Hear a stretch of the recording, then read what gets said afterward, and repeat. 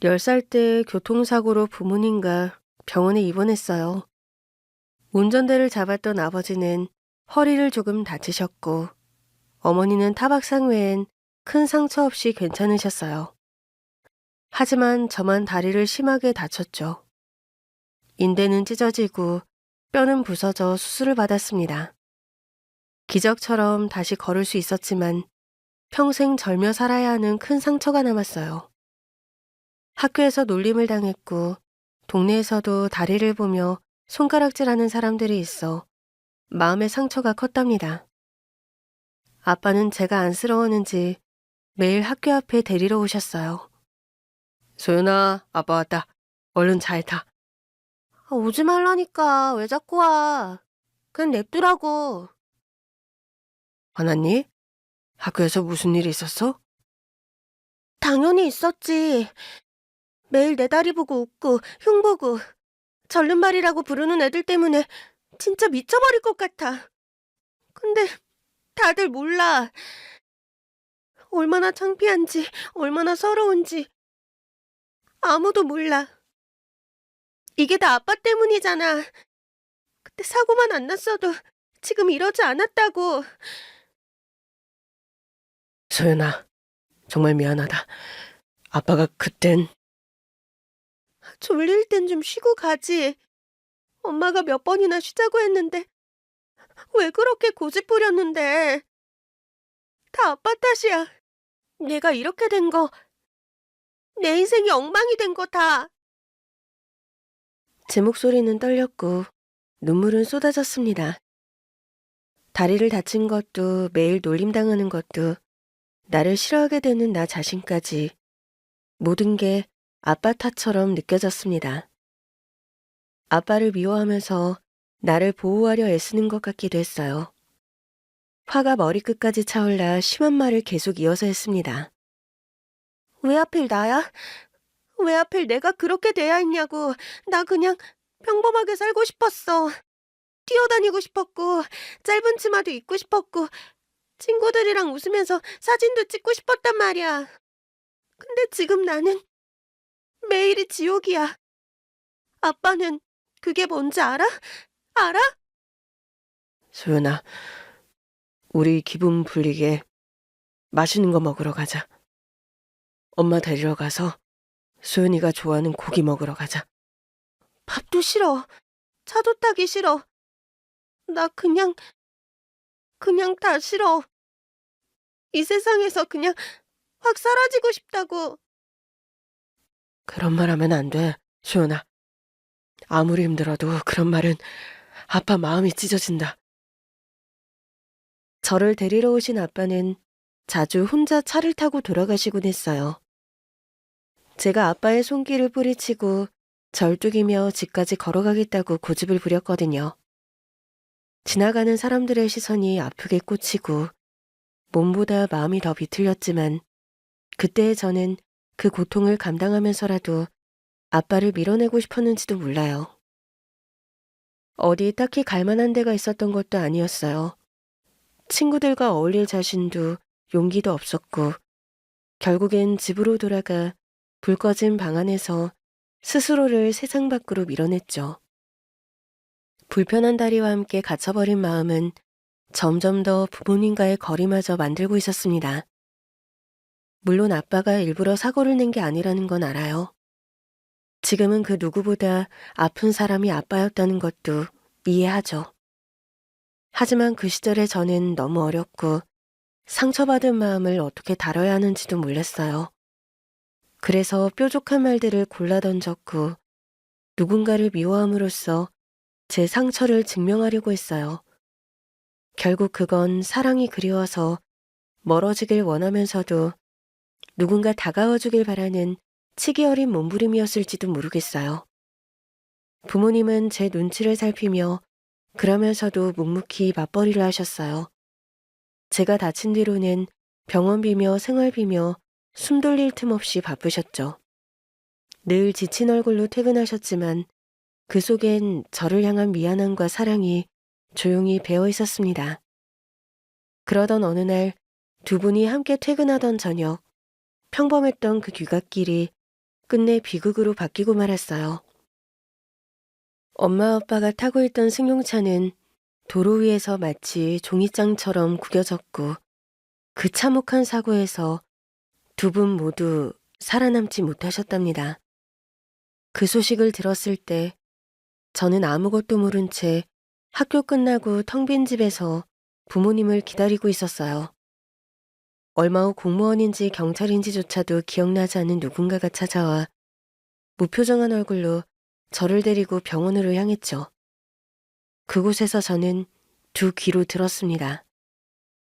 부모님이 제 세상의 전부였던 두 사람이 그날 세상을 떠났다고.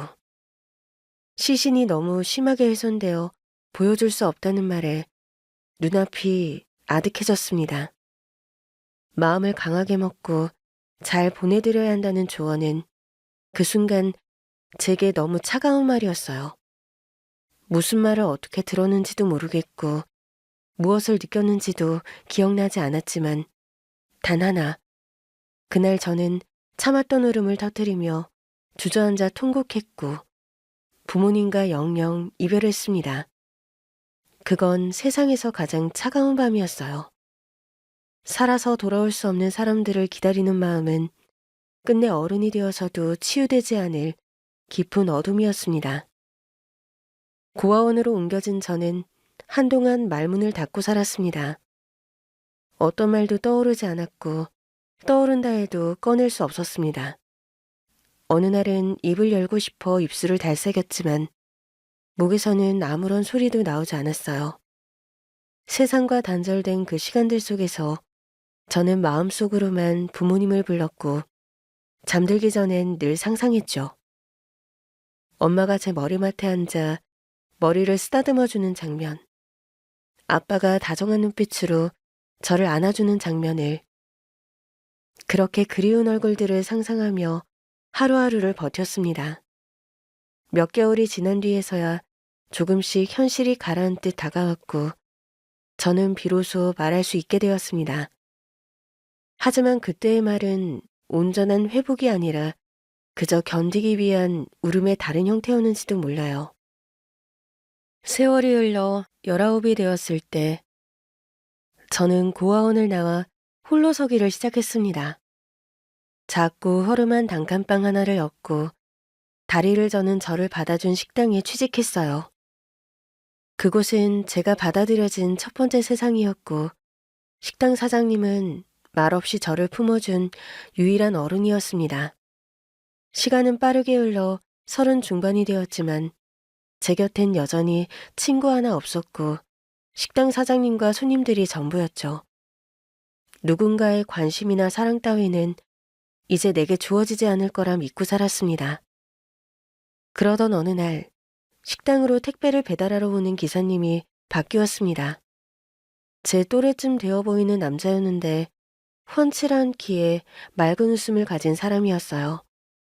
그는 저를 볼 때마다 어김없이 방긋 웃어주었고 그 미소가 세상에 다시 마음을 열게 하는 문이 되었습니다.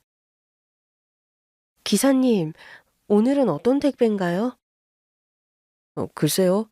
사장님이 주문하신 거라 사장님만 아실 텐데.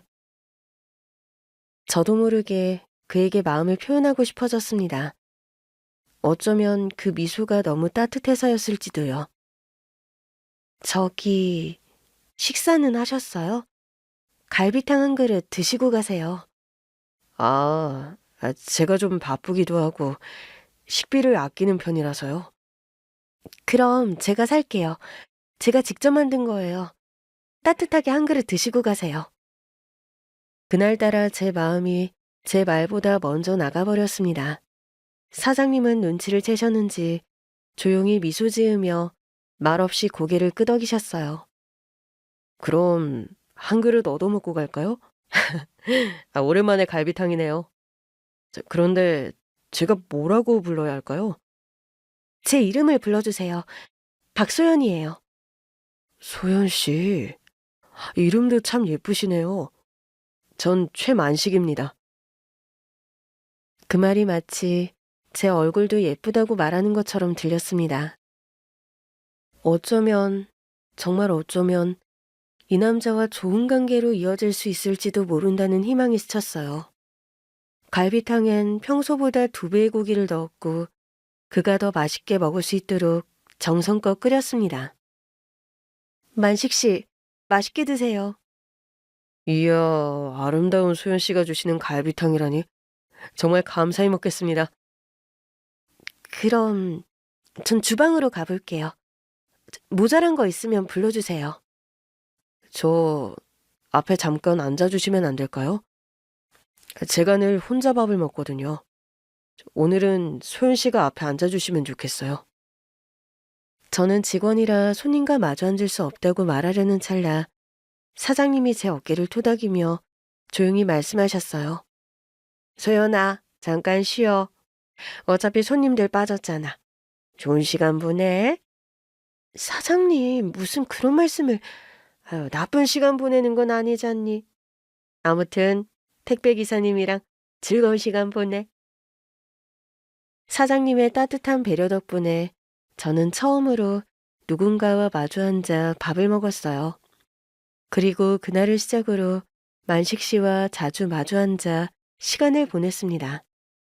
밖에서도 만나게 되었고 함께 걷고 함께 웃고 함께 밥을 먹는 사이가 되었어요.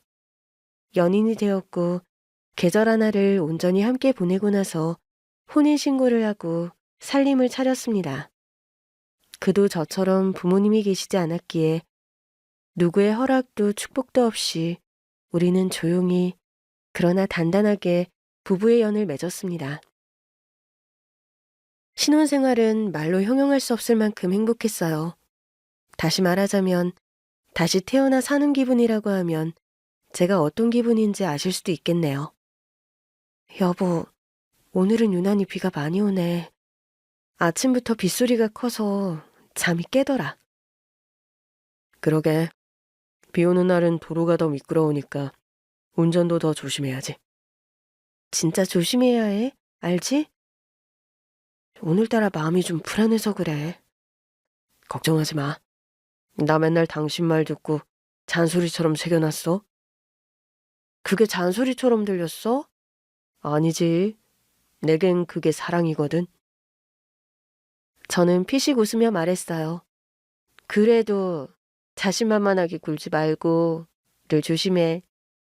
알았어. 당연히 조심하지. 나 이제 곧 아빠잖아.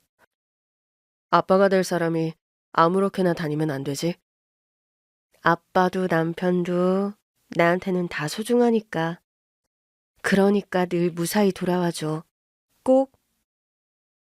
저는 요즘 하루에도 몇 번씩 그이에게 운전 조심해라는 말을 건넵니다.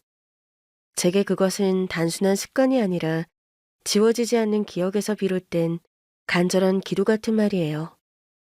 저희 부모님은 퇴근길에 빗길에서 일어난 교통사고로 돌아가셨고 저도 어릴 적 그 사고로 다리를 다쳐 평생 절며 살아야 하게 되었으니까요. 그래서 저는 늘 누군가의 출근길에도 퇴근길에도 특히 비 오는 날에는 마음이 조마조마해져요. 괜찮다고 아무 일 없을 거라고 스스로 다독이면서도 불안은 사라지지 않더군요. 남편은 제가 정성껏 차려준 따뜻한 아침밥을 먹고 늘 그렇듯 잘 먹었다 하며 웃었고 그 웃음 속에 저도 안도하며 미소를 지었어요. 그이는 빗물 맺힌 차창을 닫고 조심스레 택배 차량에 올렸고 저도 우산을 챙겨 들고 식당 문을 열기 위해 나섰습니다. 오늘도 평범한 하루처럼 보이지만 우리에겐 작고 소중한 기도들로 채워진 하루였습니다. 무사히 아무 일 없이 그이가 다시 제 곁으로 돌아와 주기를 바라는 그 한 가지 바람만으로도 하루는 충분히 의미가 있었습니다. 장사 준비를 마치고 늘 그렇듯 식탁 위를 한 번 더 정돈하고 냄비 속 육수를 확인하며 손님을 기다렸습니다. 하지만 정오가 되도록 문을 열고 들어오는 사람이 한 명도 없었어요. 바깥엔 마치 하늘에 큰 구멍이 나서 더 세게 굵은 비가 내리고 있었고 그 빗줄기 속에서 식당 간판도 골목의 형태도 흐릿하게 젖어 있었죠. 아무래도 다들 외출을 미루고 배달 음식을 시켜 먹는 모양이었습니다. 도시의 비는 때때로 사람들을 안으로 가두곤 하니까요. 아유, 소연아, 네 신랑한테 운전 조심하라고 꼭 전해. 이런 날엔 앞이 안 보여서 운전이 더 위험하거든. 아침보다 지금이 더 심해진 것 같아. 네, 안 그래도 아침에 몇 번이고 당부했어요, 사장님. 겉으로는 웃으며 그렇게 말했지만 사실 마음속은 점점 더 불편해지고 있었습니다. 불안이라는 감정은 이유 없이 다가와 조용히 마음의 문을 두드리고 끝내 안으로 스며드는 법이죠. 창가 쪽으로 다가가 유리문 밖을 바라보았습니다. 쏟아지는 빗물은 쉼없이 흘러내렸고 도로는 이미 빗물에 잠겨 출렁거리고 있었어요. 길을 걷는 사람 하나 없고 오가는 차도 보기 드물었습니다. 그쳐라, 제발 좀 그만 그쳐. 누가 들을 리 없는 말을 주문처럼 입안에서 굴리며 반복했습니다. 하지만 빗줄기는 더 굵어졌고 마치 누군가 제 불안을 더 확인시키기라도 하듯 보도블럭을 세차게 내려치며 소리를 키워갔어요. 주방에선 국물 끓는 소리만이 잔잔하게 이어졌고 그 소리마저 점점 멀어지는 것 같았습니다. 마음은 이미 빗속 어딘가에 있는 남편에게 가 있었으니까요. 시간은 느리게 흘렀고 오후 2시가 조금 넘어서야 한 손에 우산을 든 손님이 조심스레 문을 열고 들어왔습니다. 그제야 식당 안 공기가 조금씩 움직이기 시작했고 주방의 온기와 사람의 말소리가 공간을 채우기 시작했습니다. 오후 4시가 넘어가자 하늘도 마침내 숨을 고르듯 빗줄기를 조금씩 거두기 시작했고 거리는 우산을 쓴 사람들로 다시 살아났습니다. 점점 바빠져서 시간 가는 줄 모르고 일하고 있었는데 유리문 너머를 보았더니 어느새 해가 뉘엿뉘엿하고 있더라고요. 저녁 손님이 계속 이어지는 바람에 쉴 새가 없었습니다. 그런데 카운터에 내려놓은 핸드폰이 울리자 사장님이 저에게 손짓을 했어요. 입모양으로 제 신랑이라고 하셔서 얼른 달려가 핸드폰을 건네받았습니다. 여보세요? 여보, 비가 그쳐서 다행이네. 택배는 얼마나 남았어? 최만식 씨 부인이신가요? 저 경찰입니다. 교통사고 현장에서 전화를 드리는 겁니다. 뭐라고요? 경찰이요? 교통사고라뇨?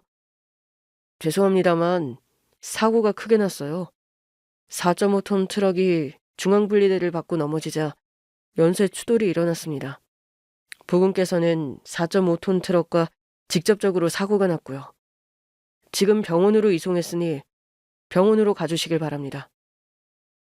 얼굴에서 피가 가시듯 핏기가 싹 빠졌고 손에 들고 있던 수저를 바닥에 떨어뜨렸습니다. 그 충격음에도 아무 말도 못한 채 멍하니 핸드폰을 쥔 손만 덜덜 떨렸어요. 얼른 전화를 끊고 사장님께 무슨 말도 못한 채 몸만 먼저 움직여 식당을 뛰쳐나왔습니다. 주방에서 제 이름을 부르는 사장님의 목소리가 뒤에 작게 따라왔지만 돌아볼 수 없었습니다. 지금은 아무것도 중요하지 않았어요. 기사님, 대학병원으로 가주세요. 빨리요. 빨리 가는 건 힘들어요. 저 빗길이라 천천히 가야 할 듯 싶습니다. 내 남편이 사고가 나서 병원에 실려갔다고요. 어서 빨리 달려요. 그 말을 내뱉자마자 입을 틀어막았습니다.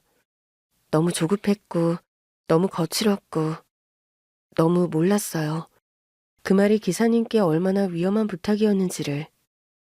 잠깐의 침묵 후 눈물이 앞을 가려버렸고 저는 숨죽이며 흐느꼈습니다. 죄송합니다. 제가 무례했어요. 남편이 사고당했다고 해서 제정신이 아니었나 봐요. 죄송합니다, 기사님. 아유, 제 세상에 얼마나 놀라셨으면 그러셨겠어요. 전 괜찮습니다. 최대한 빨리 가볼 테니 안정 좀 하고 계세요. 택시기사님은 과속은 하지 않았지만 제 불안한 마음을 눈치채셨는지 신호마다 조심스럽게 속도를 냈고 수시로 백미러로 저를 확인하며 조용히 안심시켜 주셨습니다. 제 눈물은 마르지 않았고 두 손은 무릎 위에서 달달 떨리기만 했어요. 차창 밖으로 보이는 세상이 왜 이토록 낯설고 멀게만 느껴지는지 병원 앞에 도착하자마자 거의 뛰듯이 내렸고 접수 창구 근처를 헤매다 슬리퍼를 질질 끌며 지나가던 간호사 한 분을 붙잡았습니다. 교통사고 환자요. 제 남편이 여기로 왔다고 했어요. 교통사고 환자가 여러 명 왔어요. 4.5톤 트럭이 넘어지면서 사고 난 피해자 중 한 분이시죠? 네. 제 남편 이름은 최만식이에요. 제 남편 어디에 있나요? 괜찮은 거죠? 최만식 씨. 아, 여기 적혀 있네요. 긴급 수술을 들어갔어요. 보호자 동의를 기다릴 시간이 없어서 바로 수술에 들어갔습니다. 수술이요? 어딜 다쳤길래요? 잠시만요. 의사 선생님을 모셔오겠습니다. 저는 허공을 붙잡듯 손을 뻗었다가 무력하게 내려놓았어요. 그이의 이름을 들었을 뿐인데 가슴 속에 불이 붙는 것 같았어요.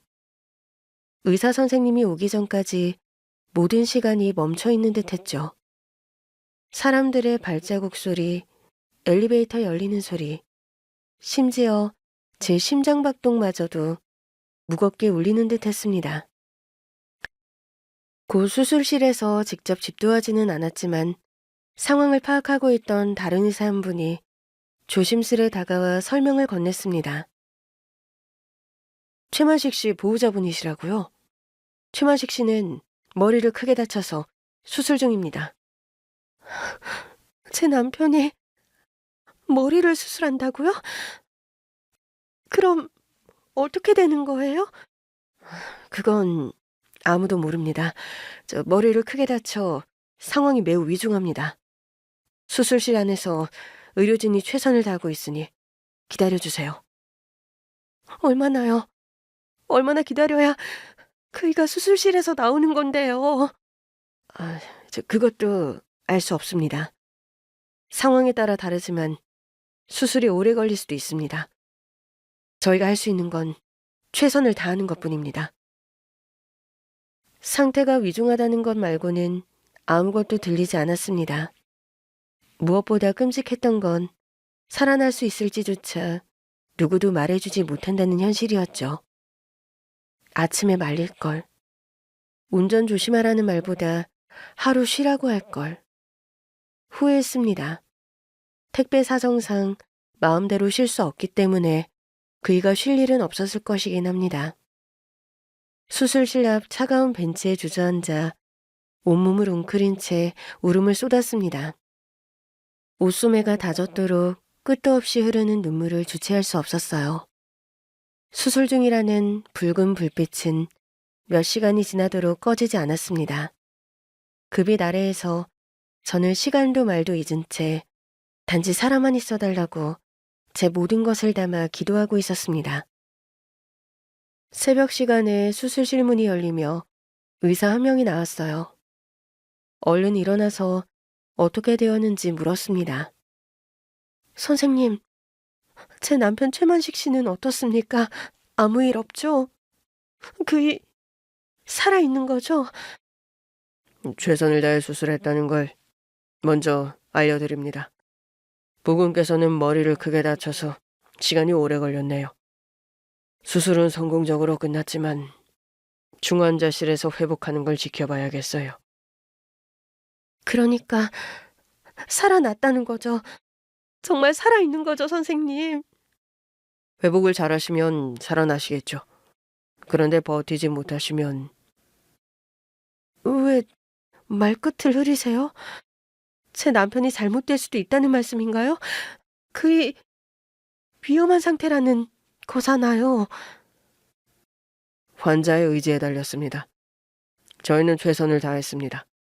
보호자분, 비켜주세요. 의사는 서둘러 다른 곳으로 갔고 저는 수술실 앞에서 계속 기다리다가 모든 걸 끝내고 나오는 간호사들에게 다시 남편 상태를 물었습니다. 방금 나온 의사와 똑같은 말을 하더라고요. 제가 쉽게 안정하지 못하자 간호사들이 저를 말리고 병원 복도를 지나 휴게실로 보냈어요.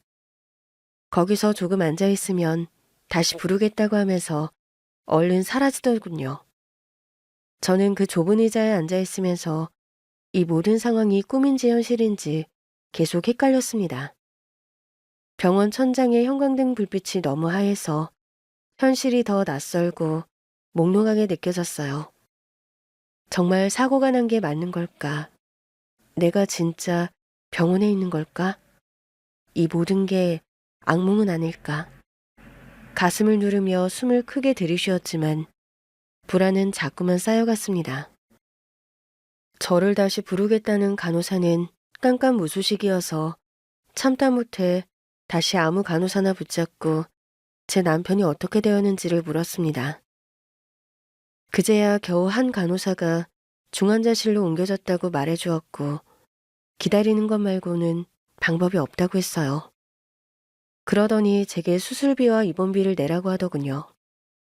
사고자도 병원에 입원 중이고 경찰 조사 중이니 보험 절차가 필요해서 먼저 제가 지급해야 한다고 했습니다. 마음은 불안한데 눈앞의 현실은 또 현실대로 무겁게 덮쳐왔습니다. 원무과로 안내를 받아 내려갔고 접수 창구에서 전해들은 수술비는 생각보다 훨씬 컸습니다. 손이 덜덜 떨리면서도 신용카드를 꺼내들었고 전액 할부로 납부했습니다. 다음날 수술을 집도한 의사 선생님이 절 직접 불러 남편 상태를 이야기해 주셨어요. 잘 회복하고 계십니다. 부고는 며칠 뒤에 일반 병실로 옮겨질 수 있을 거예요. 절대 안정 취해야 하니 1인실로 옮겨야 할 겁니다. 우리 남편이 살았다는 거죠? 아무 문제 없다는 거죠? 이럴 때는 뭐라 답할지 어렵네요. 늘 하는 일이면서도 말이죠. 저 호전되고 있지만 환자의 의지에 따라 결과가 달라집니다. 아무튼 며칠 더 지켜보고 의식을 차리면 중환자실에서 나오실 수 있을 겁니다. 의사 선생님, 제발 제 남편을 살려주세요. 그 사람 꼭 살아야 해요. 저희가 할 수 있는 건 최선을 다하는 것뿐입니다. 걱정이 많으시겠지만 부군께서 의식을 회복하길 함께 기다려주세요.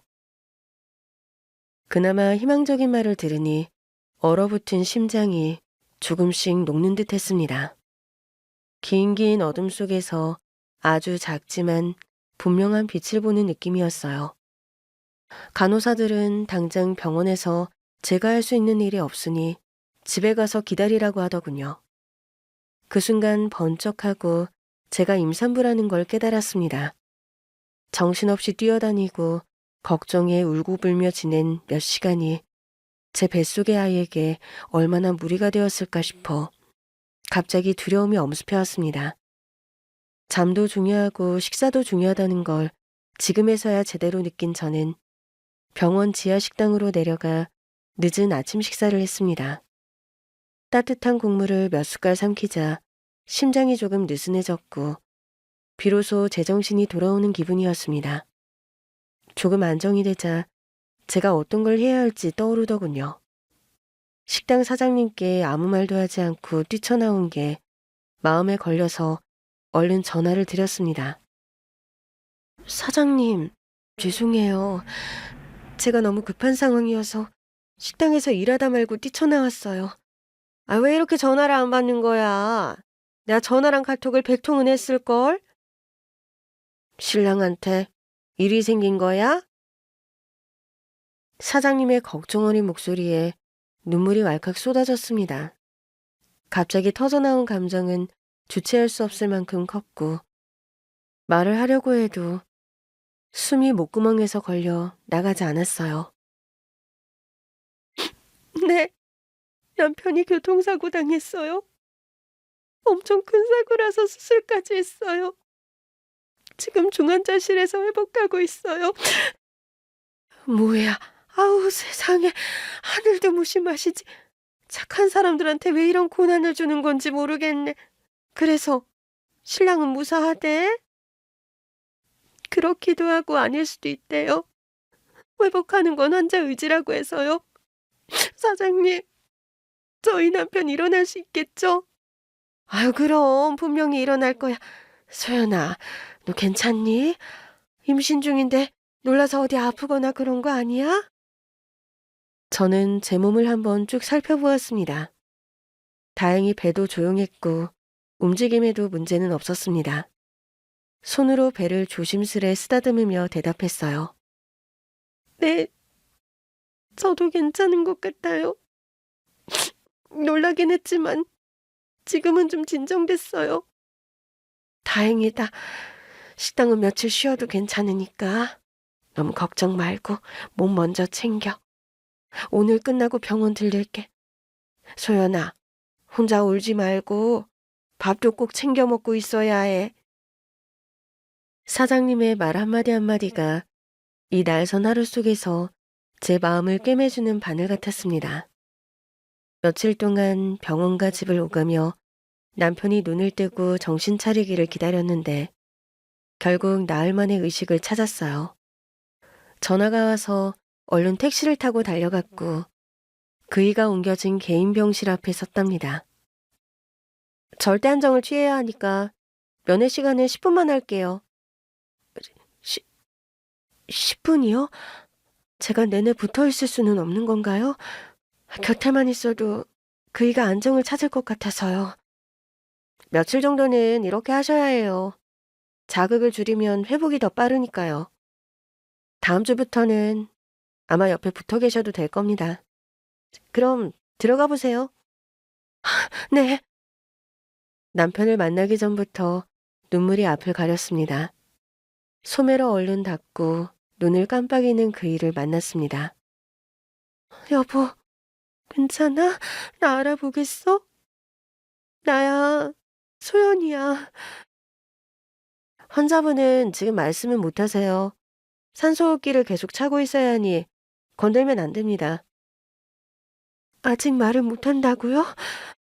여보, 나 알아보면 눈 한번 깜빡여봐. 그러자 그이는 천천히 눈을 감았다 떴습니다. 그래, 나야. 당신 아내라고. 여보, 이제 괜찮대. 당신 금세 회복할 수 있을 거니까 아무런 걱정하지 마. 남편의 손을 잡았더니 아주 차가웠어요.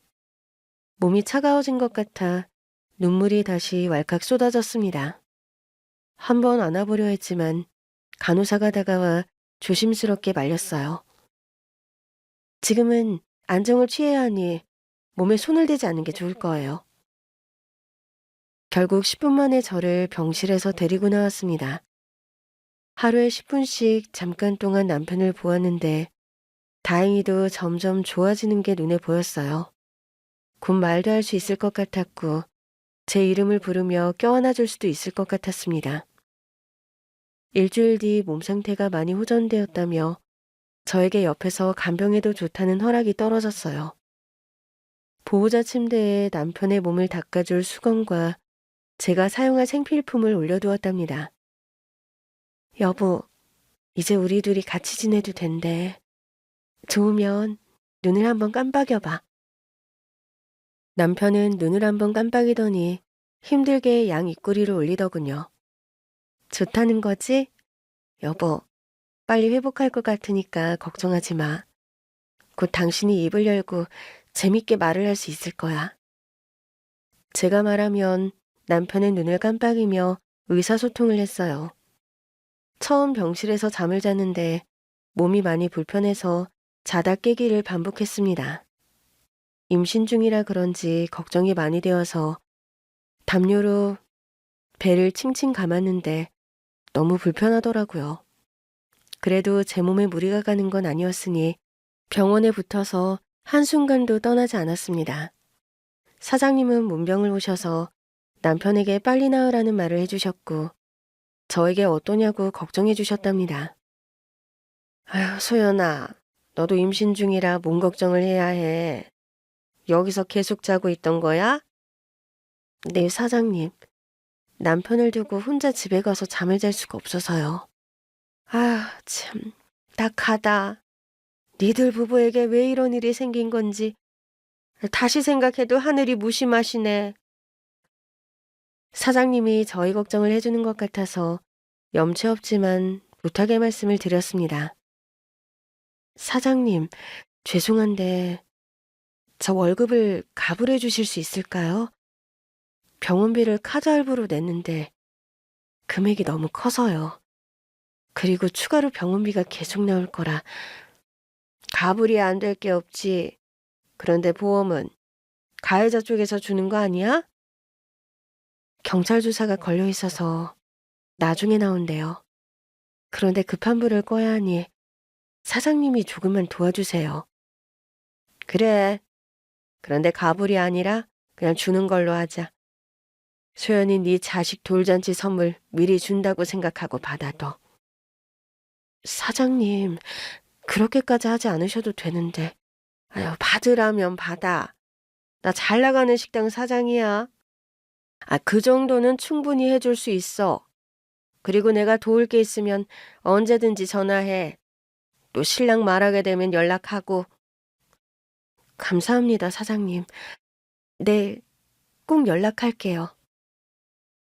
너무 착한 마음씨를 가진 사장님 덕분에 걱정거리가 줄어들었습니다. 남편 옆에서 간병하는 것 중 조금 힘든 게 있었는데 기저귀를 갈아주는 일이었어요. 더러운 건 아니었고 혼자 힘으로 남편 몸을 들어올리고 닦아주는 게 어렵더라고요. 홀몸도 아니니 한번 기저귀 갈고 나면 땀이 비 오듯 쏟아졌습니다. 어느 날 병원 샤워실에서 씻고 나오는데 한 60대로 보이는 여자분이 말을 걸었어요. 저기 혹시 사람 필요하지 않으세요? 네? 무슨 말씀이신지. 간병인이요. 아까 보니까 병실에서 땀 흘리면서 나오시던데 혼자서 간병 중이신 것 같아서요. 아, 제 남편이 아직 회복 중이라서요. 근데 혹시 병원 돌아다니면서 간병일 구하고 계신 거예요? 예, 당장 일이 필요해서요. 돈은 최저식, 아니, 형편 되는 만큼만 주세요. 꼭 일 좀 주세요. 그분의 외모와 옷차림을 보니 간병인이 아니라 부잣집 사모님처럼 보였어요. 그래서 왜 이렇게 급하게 구하시는지 조심스레 여쭈었더니 사정이 급하다고만 말씀하시며 어떻게든 맡겨만 달라고 손을 꼭 모으셨답니다. 제가 혼자 하기 힘든 일이 있어서요. 간병인으로 일해주시면 감사하긴 할 것 같아요. 돈은 인터넷으로 검색해서 간병인이 얼마나 받는지 보고 맞춰드릴게요. 아우, 감사합니다. 정말 감사합니다. 저 뭐든 열심히 할게요. 걱정 마세요. 얼마나 급한 사정이 있을까 생각이 들었고, 저도 남편의 무거운 몸을 들고 기저귀 가는 것이 너무 힘들었으니 서로가 서로에게 도움이 될 수 있을 거라 생각하고 그분과 함께하기로 결정했답니다. 병실에 들어가 본격적으로 함께 간병을 하게 되었는데 여자분은 노련하게 남편의 팔다리를 물수건으로 정성스럽게 닦아주셨고 쉼없이 주물러 주었습니다. 우와, 저보다 훨씬 잘하시네요. 저는 몇 주째 이러고 있어도 별로 나아지는 게 없는 것 같았거든요. 그냥 절실하니까 손이 마음대로 움직이나 봐요. 저기 사모님, 저한테 간병 맡기고 집에 들어가서 좀 쉬셔도 됩니다. 임산부이신 것 같던데 둘이나 여기 있을 필요가 있을까요? 아, 그럼 밤 시간에 돌봐주실 수 있으시겠어요? 제가 이 보호자 침대에서 자는 게 조금 힘들어서요. 허리도 너무 아프고 잠도 잘 못 자서요. 아유, 그럼요. 당연히 되죠. 아주 천천히 느긋하게 나오셔도 되니까 푹 쉬고 오세요. 걱정하지 마시고요. 네, 정말 부탁드릴게요. 남편이 지금 자고 있어서 인사는 못하고 가겠네요. 제가 편지 써놓고 갈 테니까 나중에 깨면 보여주세요. 저는 허리가 정말 많이 아팠고 밤새 거의 뜬 눈으로 지새운 날이 며칠이었기에 휴식이 절실했습니다. 뱃속의 아이를 위해서라도 편안한 시간을 잠시 갖기로 마음먹고 아침에 돌아올 생각이었죠. 집으로 가서 따뜻한 물에 몸을 담그고 소박하지만 익숙한 집밥을 먹고 침대에 누웠습니다. 몸이 바닥에 닿자마자 잠에 빠져들었고 그대로 골아떨어져 아침 9시에 눈을 떴답니다. 간병인도 쉬어야 할 테니 서둘러 병원으로 향했습니다. 병실 문을 열자 간병인은 문가에 서 있었고 남편은 산소호흡기 안으로 개거품을 물며 온몸이 경련하듯 흥분하고 있었습니다. 무슨 일이에요? 아주머니, 지금 무슨 짓을 하신 거예요? 아, 나는 그러니까. 됐어요. 나가세요. 내가 괜히 불쌍한 사람 도와주려다가 내 남편 잡을 뻔했네. 여보, 괜찮아? 내 말 들리면 눈을 한번 깜빡여봐. 저 여자. 여보, 지금 말한 거야? 정말 말한 거야? 그이가 입을 열어 말을 한 건 기적처럼 반가운 일이었지만 처음 꺼낸 말이 간병인을 향한 경계와 분노였기에 마음이 얼어붙었습니다. 저 여자, 나를 버린... 여보, 무슨 말이야. 당신을 버린... 뭐라고? 침묵. 여보, 당신 부모님 두 분 다 돌아가셨다며. 친엄마라니 그게 무슨 말이야. 바람나서 도망간 침묵. 뭐야? 진짜 친엄마야? 여보, 당신 저 여자가 여기서 나가길 원하는 거지. 괜찮아, 흥분하지 마. 의사 선생님 불러올게. 병원 복도에 대고 의사를 크게 불렀고 곧바로 우르르 달려온 의료진들이 남편 상태를 체크했습니다. 놀랍게도 몸 상태는 몰라보게 좋아졌고 의사소통이 가능해진 걸 보면 회복의 희망도 분명해 보였습니다. 의사는 몇 달 정도 입원하면 일상생활로 돌아갈 수 있을 거라고 했습니다. 남편이 안정제를 맞고 잠들자 저는 간병인과 함께 병원 앞 의자에 나가 대화를 나눴어요. 어떤 이유인진 모르겠지만 제 남편을 버리신 분이 확실한 것 같네요. 더는 제 남편에게 접근하지 말아주세요. 또 흥분해서 개거품 물고 쓰러지기라도 하면 그건 아주머니 탓이니까 절대로 오지 마세요. 여기 하루치 일당입니다. 받아가세요. 저기 소연 씨, 저요. 바람나서 아들 버린 거 아니에요? 내 말 좀 들어줘요. 나 그동안 아들이 어떻게 사는지 몰래 지켜보면서 살아왔다고요.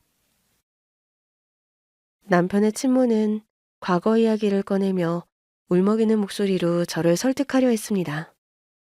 그녀의 눈에는 오랜 후회의 그림자가 진하게 내려앉아 있었지만 이건 제가 판단할 문제가 아니었습니다. 지금 하신 말씀이 모두 진실이라고 해도 제가 나서서 해결할 순 없어요. 제 남편 상태가 조금 더 좋아지면 그때 직접 찾아오세요. 아셨죠? 소연 씨, 저요?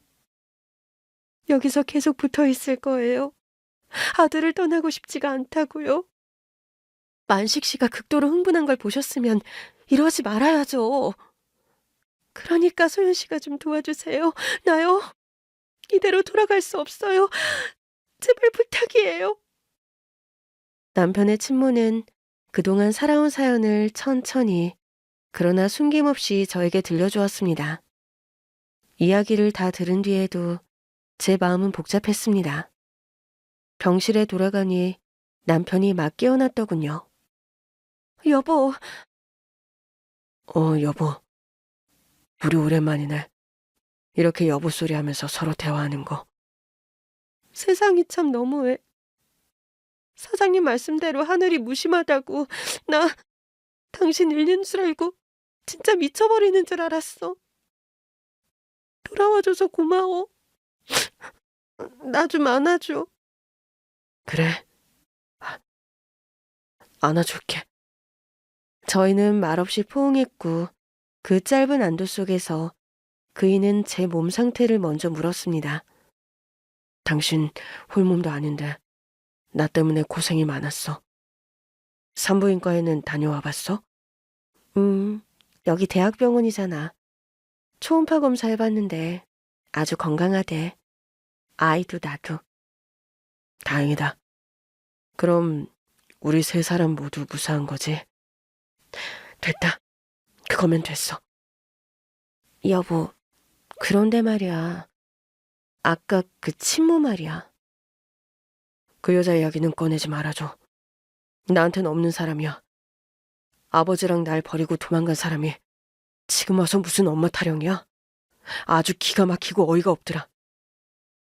여보, 들어보니까 그게 전부는 아니던데. 한번 만나볼 생각 없어? 나 이제 겨우 말하기 시작했는데 당신까지 왜 그래? 여보, 우리는 우리 이야기만 하자.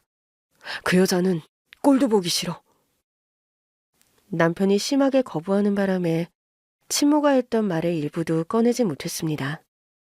몇 시간 뒤 제가 화장실에 가는 길에 친모가 병원 복도에서 손짓을 하더군요. 소연 씨, 우리 아들 어때요? 괜찮아요. 그런데 아주머니를 만나는 걸 극도로 꺼리던데요. 누구의 말이 맞는지 모르겠지만 그이는 아주머니를 굉장히 미워하고 있어요. 나한테 해명할 자리 좀 만들어줘요. 아들이 흥분하지 않게만 해주고 이야기를 듣게끔 분위기를 만들어줘요. 나 이제 이럴 것도 없어요. 우리 아들이 저렇게 다친 걸 보니까 더는 과거를 숨기고 싶지 않아요. 다 밝히고 아들의 엄마 자리를 찾고 싶어요. 그녀는 병원에서 한 발짝도 나가지 않고 제가 데리고 들어가 주기만을 기다리고 있었습니다. 이틀이 지나도록 두 사람이 마주 앉을 수 있는 분위기를 만들지 못해 제 머릿속은 점점 더 복잡해졌습니다. 그러다 잠에서 깬 그이에게 살며시 말을 던졌습니다. 여보, 갈등은 풀고 가는 게 좋지 않을까? 무슨 갈등? 당신과 내가 갈등이 있었나? 아니, 나 말고. 그 여자 아직도 병원에 있는 거야? 여보, 그냥 쫓아내라니까.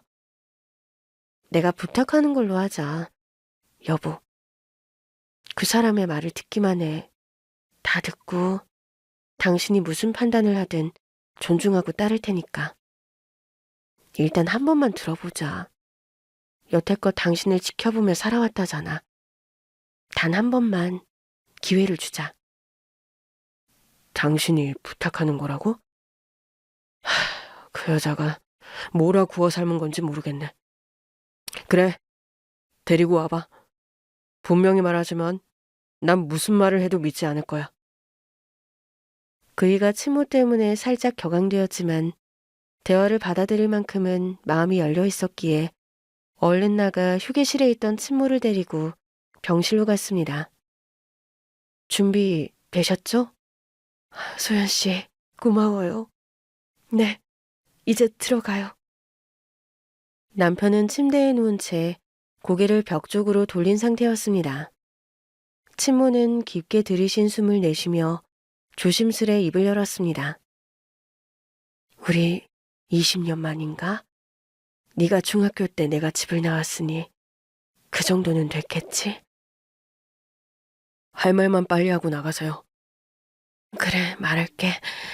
그동안 참아왔던 걸 오늘은 다 말할 거야. 나 말이야. 네 아빠한테 손찌검 당하며 지냈어. 네가 모르는 게 나을 것 같아서 비밀로 했던 거야. 네 아빠는 너한테만큼은 참 끔찍하게 잘했잖아. 그래서 너를 두고 집을 떠났어. 그렇게 말하면 제가 고지고대로 믿을 줄 아셨어요?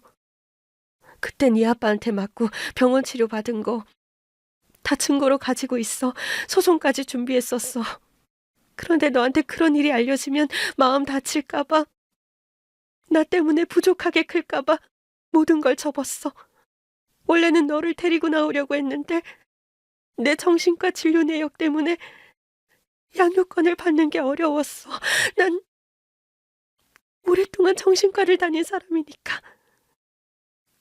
아버지가 손찌검을 했다고요? 그 순하던 분이요? 말도 안 되는 소리 하지 마세요. 믿기 어렵겠지. 네 아버지가 너한테는 훌륭한 사람이었으니까. 나도 그걸 깨뜨리고 싶지 않아서 그냥 참으며 살아왔어. 그러면 여긴 왜 나타나신 건데요? 갑자기 마음이 바뀐 이유가 뭐냐고요?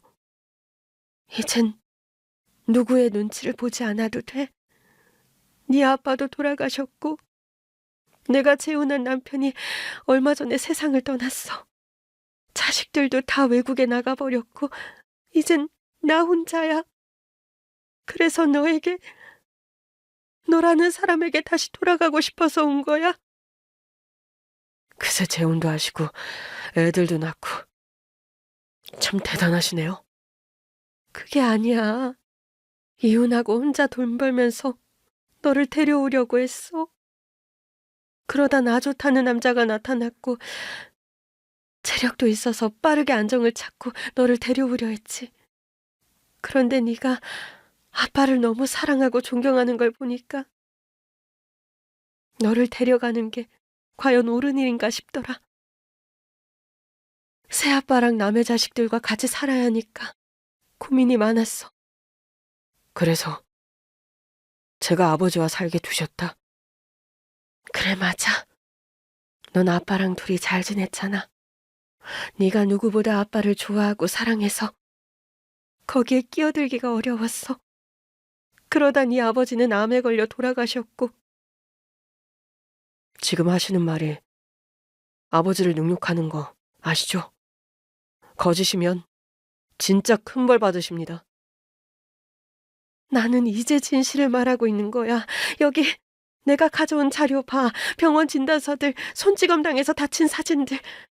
믿기 어렵다면 네 삼촌에게 직접 물어봐. 남편은 진단서와 사진을 조용히 들여다보다 이럴 리 없다는 듯 고개를 가로저었고 곧장 지방에 사는 삼촌에게 전화를 걸었습니다. 진실 여부를 확인하는 대화를 주고받던 그이는 잠시 후 핸드폰을 던졌습니다.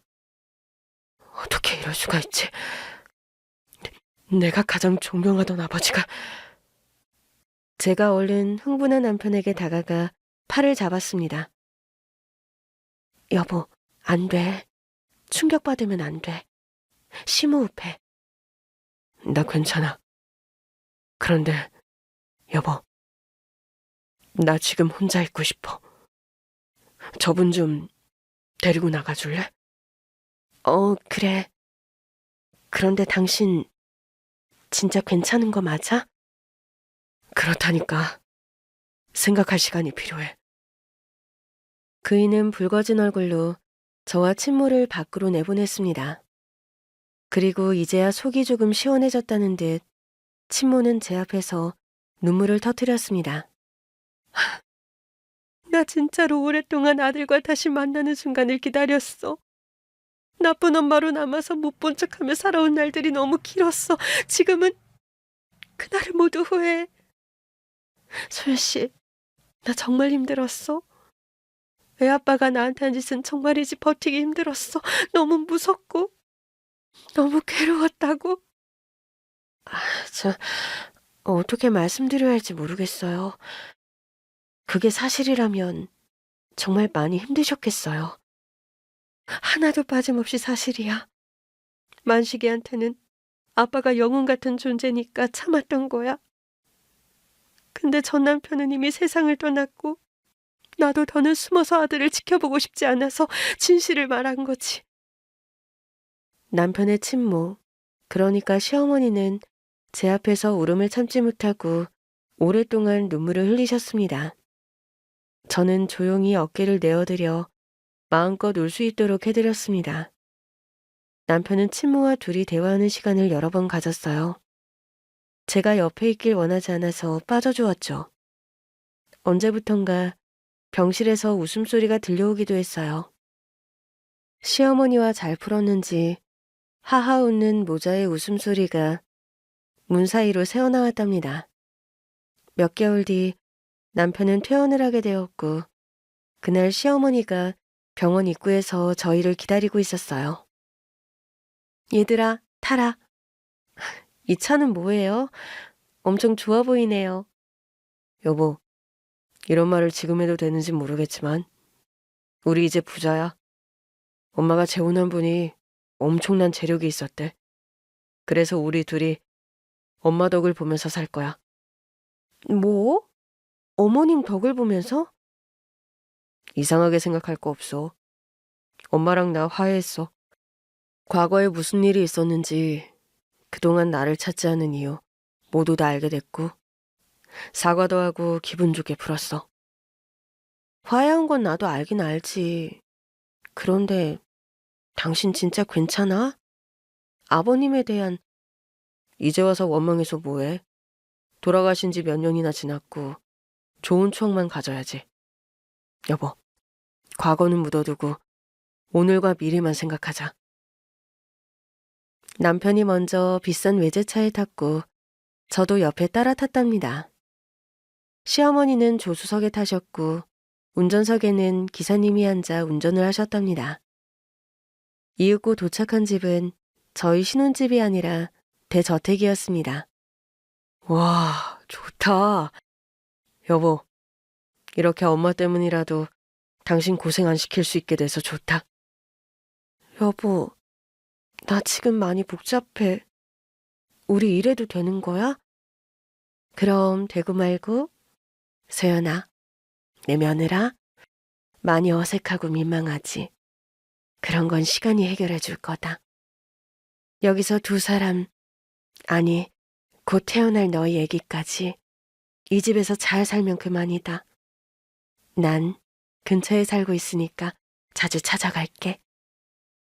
어머님, 하루아침에 이런 집에서 산다고 하니까 몽하네요. 진짜 여기서 살아도 돼요?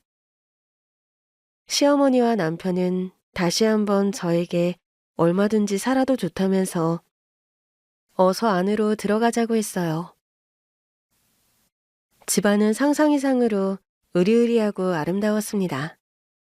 그 집에서 지내며 일도 그만둔 채로 지냈어요.